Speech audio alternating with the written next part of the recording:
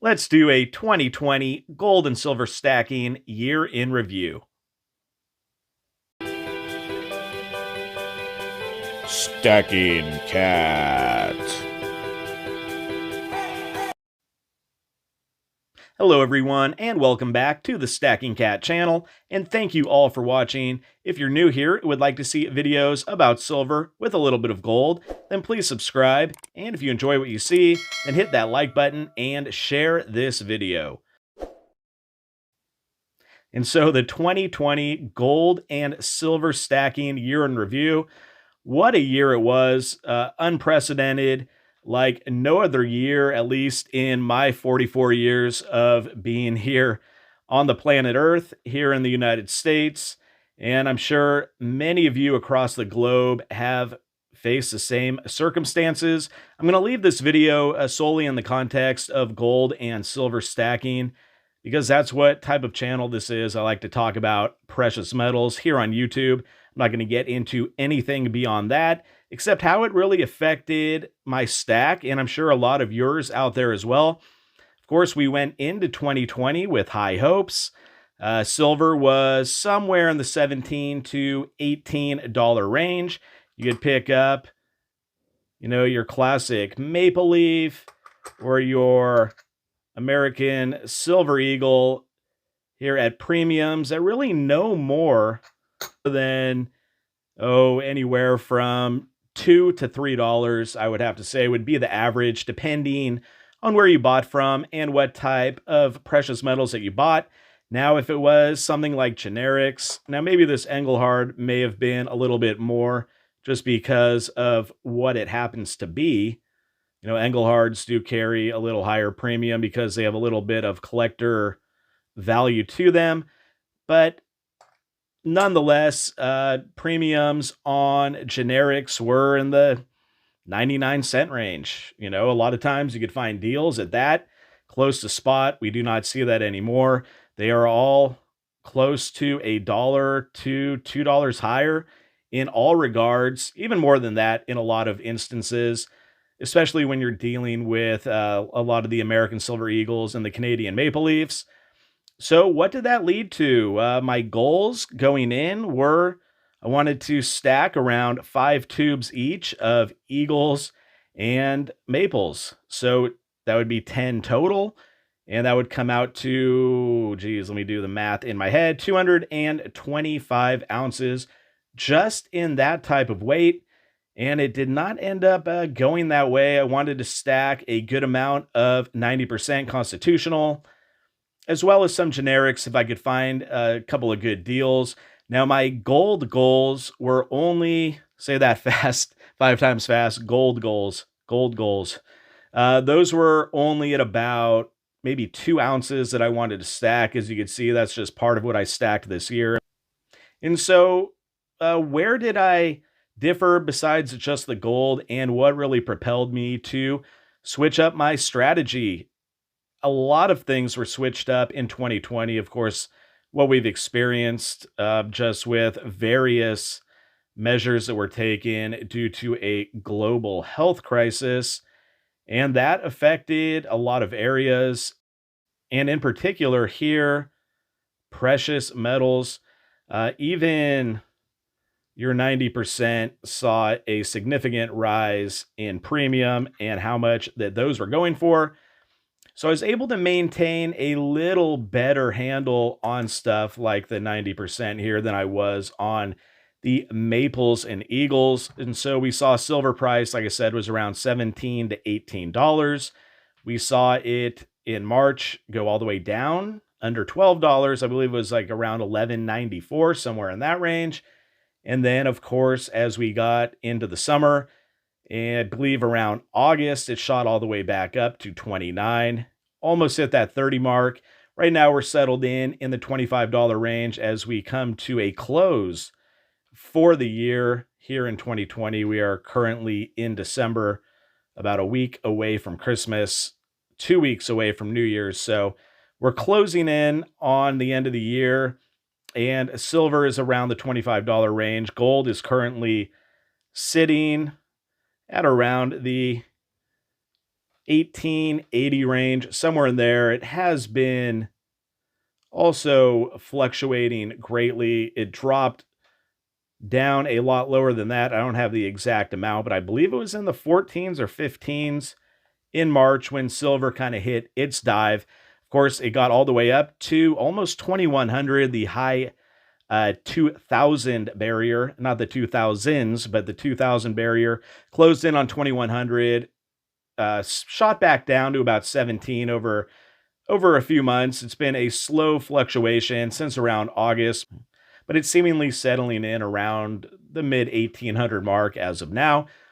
And so, of course, we all know what drove these different prices. The silver mines and the gold mines were temporarily suspending production for a good while in a lot of the largest mining nations, such as Mexico and Peru, and a few in Africa.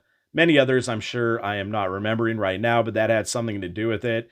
There was a major supply and demand push, primarily on the demand side, and the supply just didn't keep up. So premiums were really raised higher up there because of that. And remember, when we're buying precious metals, especially physical precious metals like this, premiums always play a factor. No matter what, it is something that you cannot avoid. They will always be there. So that always has to be taken into the calculus, into put into the equation of how you are buying your precious metals. So, like I said, I know I went through a little bit of a spiel there, but I wanted 5 tubes of Eagles, 5 tubes of Maples. I did fall short of that goal. I stacked a little over 3 tubes of Eagles and a little bit over 2 tubes of Maples. So about half of what I wanted. And primarily that had to do with the premiums and the price of silver. I just was not willing to pay those exorbitant prices to stack this type of stuff, knowing full well that in the past I paid a lot lower, and I'm banking on that occurring once again. We'll see what happens. Of course, something to look out for. And so I also picked up some of these vintage 1 ounce silver rounds, quite a few of them, actually around 35 to 40 ounces worth. Now, I usually buy these when I go to my local coin shop or if I'm at a coin show. I usually could find great varieties at lower premiums. It was a good way to kind of increase my silver holding without breaking the bank and paying those super high premiums that we saw. My biggest change, since I wasn't buying as many of these Eagles or Maples or 90% constitutional, which I probably only bought, maybe about 3/4 of the amount that I wanted to, I still picked up close to $100 face in 90% constitutional silver, but it just didn't work out in the way that I wanted it to. So I bought a lot more gold, a lot more gold, about 5 ounces, a little over 5 ounces this year. Like I said, my goal was initially around 2. And so that really changed. A lot of it had to do with the market value. Even though gold went up in price, which was encouraging, knowing what its potential now is, even if you're paying a higher price when you are purchasing the gold, the premiums really kind of settled in. We did see a higher premium push for a while with gold, like we did with silver. However, they have evened out a little bit more. In fact, at the beginning of the year, I did do a ratio trade when gold, I believe, was around 1600 and silver was around 18. It wasn't the greatest time to do a ratio trade. However, I just wanted to do one to expand my gold holdings a little bit and just go through that experience. I never had done a straight metal for metal trade before. So I believe I did a video on this back in January. So it was at the beginning of the year.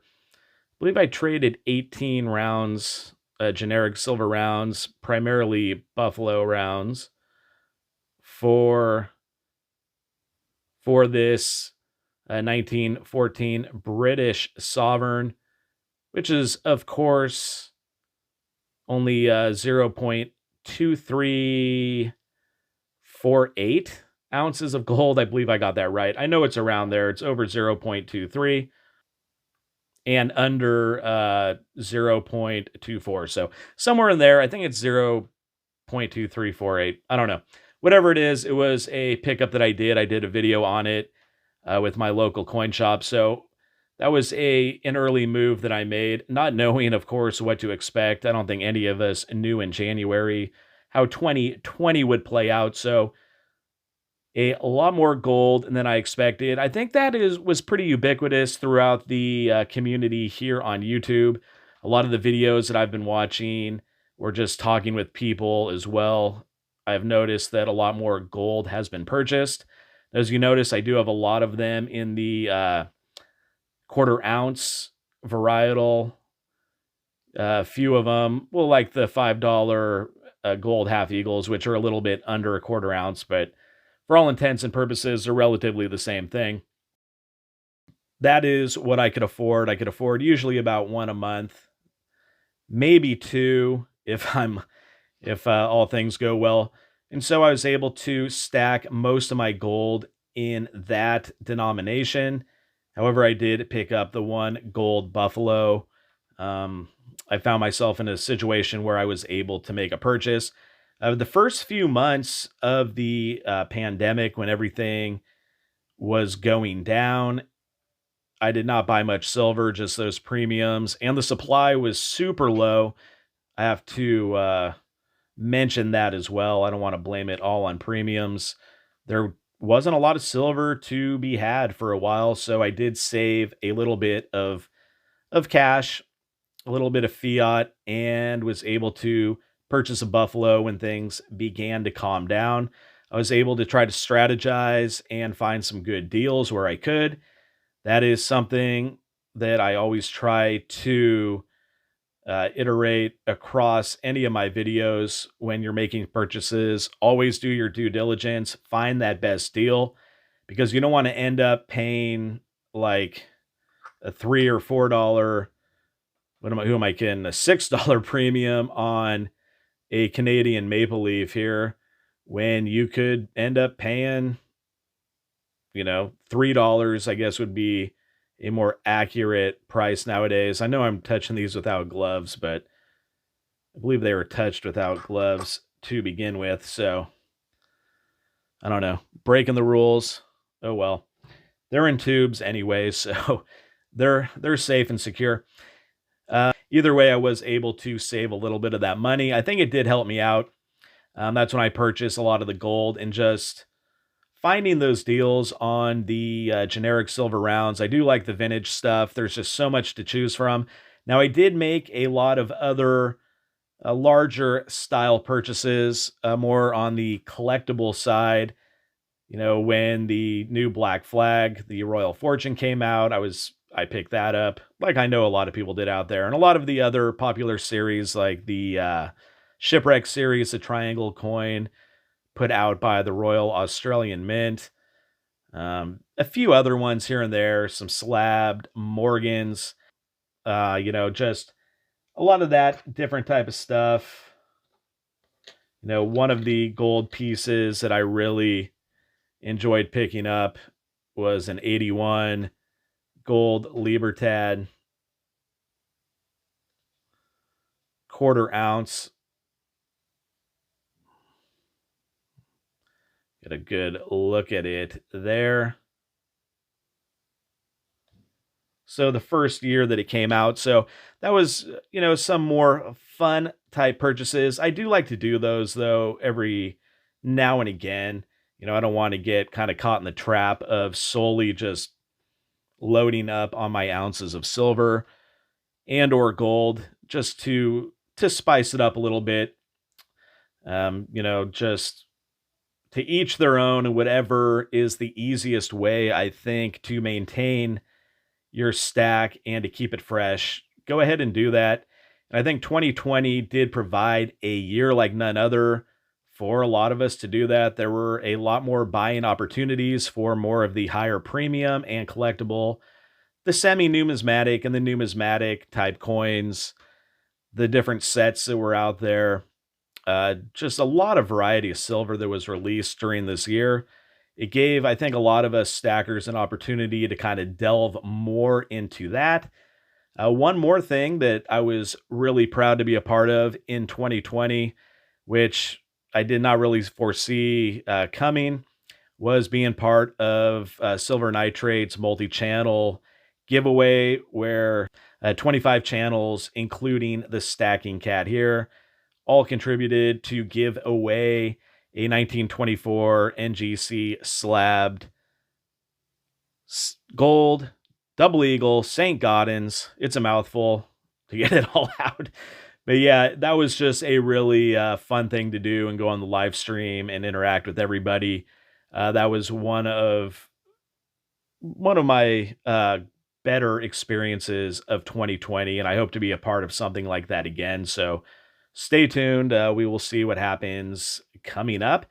But as for strategy, like many others out there, I think our strategies did change just a little bit. Making adjustments in any type of investment strategy is always going to be par for the course. If you don't do that, you could get stuck in a situation where you could end up losing money. It's all about evolving, adjusting to the time that you're in, and making the smart decision. So I hope I was able to do that. However, there are a lot more stackers out there that are just new to the hobby, new to the idea of building wealth through precious metals. And so it's always nice to hear and see what everybody else was able to do out there. Actually, put down in the comments there, how did your 2020 stacking strategy go this year? So yeah, write down in the comments. Let me know. And, were you able to pretty much stay in line and keep to what you were planning on doing? Or did you have to change things up a little bit to adjust with what was going on? So that would be interesting to read all of that. All right. So I hope that you enjoyed this discussion. It was fun talking about the 2020 year in review. I know this is a year that will probably be discussed and talked about in a lot of circles. And thank you to everybody here on YouTube who watched the Stacking Cat channel. Whether you started watching at the beginning of the year or if this is the first video that you've seen of mine, thank you. I really do appreciate it. And if you'd like to see similar videos about silver with a little bit of gold, then please subscribe and push that notification bell, smash that like button, and leave a comment. And until next time, this is the Stacking Cat.